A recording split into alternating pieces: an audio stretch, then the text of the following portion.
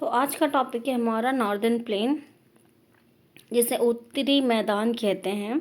ठीक है, तो सबसे पहले हम मैप में थोड़ा कुछ लोकेशंस को ध्यान में से देखेंगे ताकि हमें ये टॉपिक समझने में इजी हो। ठीक है, तो सबसे पहले 3 नदियों का लोकेशन देखोगे आप। ये देखो, यहाँ से ये निकल रहा है आपका इंडस रिवर, यूँ जा रहा है। ठीक है, जिसे हम सिंधु नदी कहते हैं हिंदी में। ठीक है, और ये सारे इसके क्या है, सहायक नदियाँ हैं।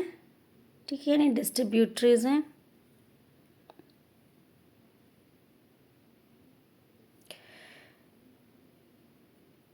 और एक जो मेन रिवर है गंगा, देखो यहाँ से यूं ऐसे आ रही गंगा रिवर। ठीक है, और ये सारे इसके सहायक नदियां हैं। ठीक है, और एक जो रिवर है वो आपका है यहाँ से ब्रह्मपुत्र। ठीक है, ये 3 नदियां हैं। ठीक है, और जो ये वाला पार्ट है हमारा, ये पूरा पंजाब, हरियाणा, मध्य प्रदेश, उत्तर प्रदेश और झारखंड और थोड़ा सा पार्ट पश्चिम बंगाल का। तो ये जो पूरा पार्ट है ये आपका, इसको हम उत्तरी मैदान बोलते हैं, यानी कि नॉर्दर्न प्लेन्स बोलते हैं। ठीक है, अब इसके फीचर्स को हम थोड़ा डिटेल में पढ़ने वाले हैं। तो ये मैंने मैप में भी आपको दिखाया हुआ है कि ये जो पैरेलल पोर्शन है ये है आपका नॉर्दर्न प्लेन, उत्तरी मैदान। ठीक है, अब इसको भी हमने 3 हिस्सों में बांटा है। एक ये हिस्सा है, एक ये वाला है और एक ये वाला है। ठीक है, तो जो ये वाला है इसको हम पंजाब प्लेन कहते हैं, यानी पंजाब के मैदान। ठीक है, इसके अलावा ये गंगा प्लेन है, यानी गंगा के मैदान, और ये ब्रह्मपुत्र प्लेन यानी ब्रह्मपुत्र के मैदान। ठीक है, तो ये आपको लोकेशन दिमाग में रखना है हमेशा। ठीक है, Northern Plain has been formed by the interplay of 3 major river systems, namely the Indus, the Ganga and the Brahmaputra, along with their tributaries. ठीक है, सॉरी मैंने डिस्ट्रीब्यूटरीज बोल दिया था, वो ट्रिब्यूटरीज हैं जिसे हम सहायक नदी बोलते हैं हिंदी में। ठीक है, इसका मतलब क्या है कि जैसे 3 नदियां जो मैंने आपको मैप में दिखाया, यहाँ से गंगा, ठीक है, ब्रह्मपुत्र ऐसे, और यहाँ से इंदस। ठीक है, इसके साथ कुछ इसकी सहायक नदियाँ, जो मतलब छोटी छोटी नदियाँ जो मेन रिवर में मिल जाती हैं, उसे सहायक नदियाँ या फिर ट्रिब्यूटरीज कहते हैं। ठीक है, जैसे मान लो यहाँ एक मेन नदी बह रही है और छोटी सी नदी है कोई, वो आती है बहती है और इसमें मिल जाती है इस तरीके से। ठीक है, तो ये जो नदी होगी ये क्या कहलाएगी, इसकी ट्रिब्यूटरीज कहलाएगी, यानी सहायक नदी कहलाएगी। ठीक है, तो इस तरीके से 3 रिवर सिस्टम है जिसने ये नॉर्दर्न प्लेन बनाया है, यानी उत्तरी मैदान बनाया है। ठीक है, अब यहाँ की जो मिट्टी होती है वो एलुवियल होता है, एलुवियल सॉइल मिलता है यहाँ पर। इसका मतलब होता है जलोढ़ मृदा, जलोढ़ मृदा, हिंदी में जलोढ़ मृदा बोलते हैं। ठीक है, और इंग्लिश में एलुवियल सॉइल बोलते हैं। और इस सॉइल का जो नेचर होता है वो बहुत ज़्यादा फर्टाइल होता है, मतलब ये जो मिट्टी होती है बहुत उपजाऊ होती है। ठीक है, इसलिए ये वाला जो पार्ट होता है ये एग्रीकल्चर के लिए फेमस है। ठीक है, यानी कि जो खेती है, समझो आप 70% खेती जो है वो इसी हिस्से में होती है। ठीक है, इसलिए यहाँ पर जो लोग रहते हैं उनका जो मेन ऑक्यूपेशन होगा वो क्या होगा, खेती होगा, मतलब जो मुख्य क्रिया होगी वो क्या होगी, खेती होगी। ठीक है, इसके अलावा इसका जो एरिया है वो कितना, 7 लाख स्क्वायर किलोमीटर। ठीक है, यानी कि 7 लाख वर्ग किलोमीटर ये एरिया जो है। ठीक है, और जो ये प्लेन कवर करता है वो कितना किलोमीटर कवर करता है, 2400 किलोमीटर का जो एरिया है वो ये कवर करता है। ठीक है, लेंथ में मतलब।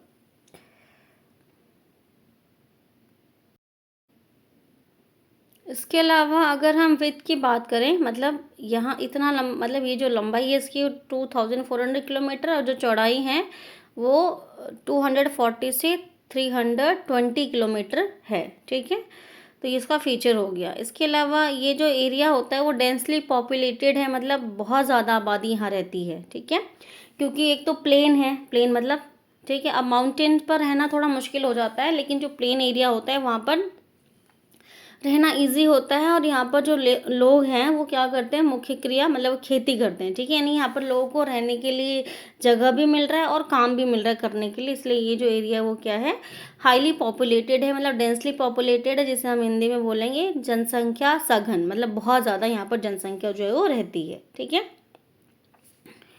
इसके अलावा rich soil cover combined with the advocate water supply and favourable climate for agriculture, ठीक है। इसके अलावा क्योंकि इस एरिया में नदी बहती है, ठीक है, अब नदी के बहने की वजह से पानी मिल रहा है खेती करने के लिए।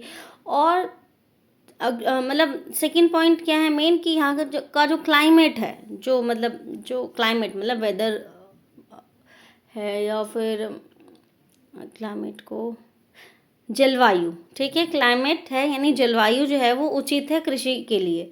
तो इसलिए यहाँ पर क्या है, खेती जो है वो मुख्य रूप से की जाती है। The river in their lower course split into numbers of channels due to the deposition of silt. These channels are known as a distributaries, ठीक है, यानी जब नदी बहती है, ठीक है, और अपने साथ वो कंकड़ मिट्टी पत्थर ये सब बहा के लाती है, जिसे सिल्ट कहते हैं, ठीक है, तो वो जमा होने की वजह से जो नदी की जो धाराएं हैं वो अलग अलग दिशाओं में से बट जाती हैं, ठीक है, जिसे डिस्ट्रीब्यूटरीज कहते हैं और हिंदी में वितरिकाएं कहते हैं, ठीक है, क्योंकि बट गई ना इसलिए।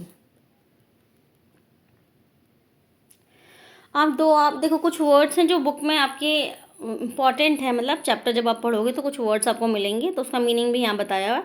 तो दो आप का मतलब होता है दो, मतलब दो वर्ड से मिलके बना हुआ है, दो और आप, ठीक है। दो मतलब टू और आप मतलब वाटर, यानी दो वाटर, मतलब दो वाटर से मिलके बना हुआ वर्ड, ठीक है। और इसके अलावा पंजाब देखो, पंज मतलब पाँच, ठीक है, और आब मतलब वाटर, यानी कि जो पंजाब का जो एरिया है, जो अगर आपको मैप में याद होगा, जैसे हमारा ये मैप है इस तरीके से, तो यहाँ जो पंजाब है, ठीक है, तो यहाँ पर जो है नदियाँ, 5 नदियों से मिलकर के ये एरिया बना है, इसलिए इसका नाम क्या रखा गया है, पंजाब रखा गया है, ठीक है। अब northern plain is broadly divided into 3 section. अब जो नॉर्दर्न प्लेन है उसको हमने 3 सेक्शन में बांटा है, जैसे मैंने अभी आपको मैप में दिखाया था। एक पंजाब प्लेन है आपका, एक है गंगा प्लेन और एक है आपका ब्रह्मपुत्र प्लेन, ठीक है। तो जो पंजाब प्लेन है वो बना हुआ है इंदस और उसकी ट्रिब्यूटरीज से, ठीक है, यानी जो पंजाब प्लेन है वो सिंधु नदी और उसकी जो सहायक नदियां हैं उससे मिलकर के ये एरिया जो है वो बना है, ठीक है।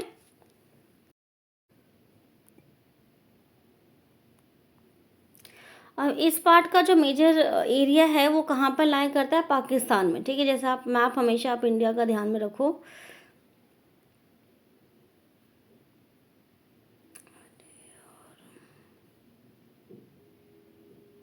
यहाँ पर पंजाब है, ठीक है। तो ये जो नदियाँ हैं यहाँ से ऐसे बह रही है ना, ये इस तरीके से देखो आप, यहाँ तक कि ये जो नदियाँ हैं इसका जो पानी है वो भी कहाँ जा रहा है, पाकिस्तान में ही जा रहा है, ठीक है। तो ये जो प्लेन बन रहा है वो उसका जो मेजर पार्ट है वो कहाँ पर है, पाकिस्तान में, ठीक है। The Indus and it's tributaries, अब जो इंदस है सिंधु नदी है उसकी जो सहायक नदियाँ हैं वो क्या क्या है, झेलम है, चेनाब है, रावी है, ब्यास है और सतलुज है, ठीक है। ये 5 नदियाँ जो है उसकी सहायक नदियाँ हैं, यानी कि ट्रिब्यूटरीज हैं, ठीक है। अब अगर हम गंगा प्लेन की बात करें तो ये जो प्लेन है वो घाघर और तिस्ता रिवर के बीच में फैला हुआ है, ठीक है। It is spread over the state of northern India. अब ये कौन कौन से स्टेट में है, हरियाणा, दिल्ली, यूपी, बिहार और पार्टली झारखंड में ये एरिया जो है पड़ता है, ठीक है। इसके अलावा east part of the west Bengal, ठीक है।